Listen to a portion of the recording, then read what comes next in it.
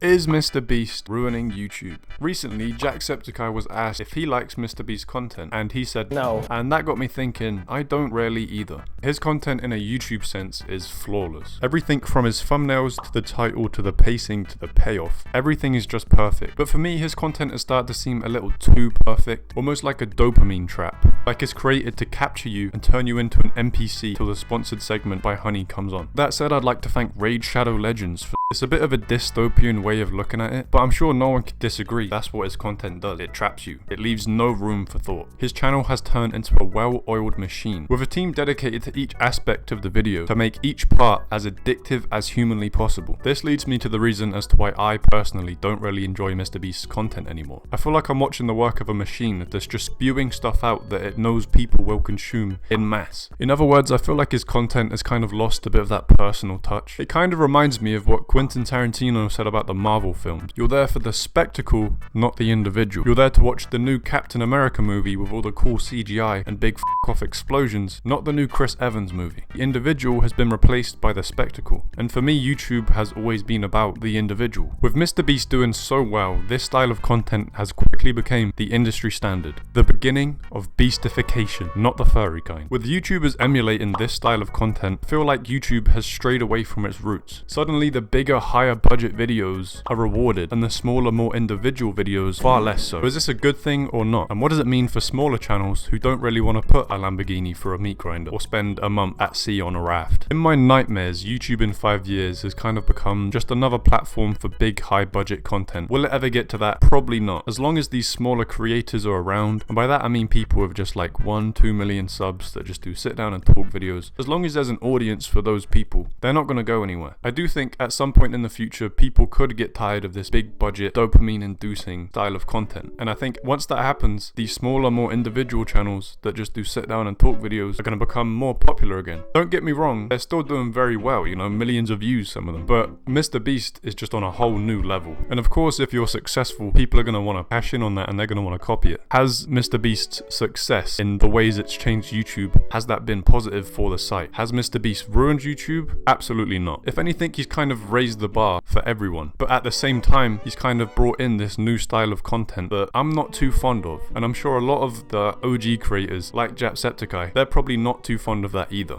Has MrBeast ruined YouTube? No. Has he changed it forever? Probably yeah.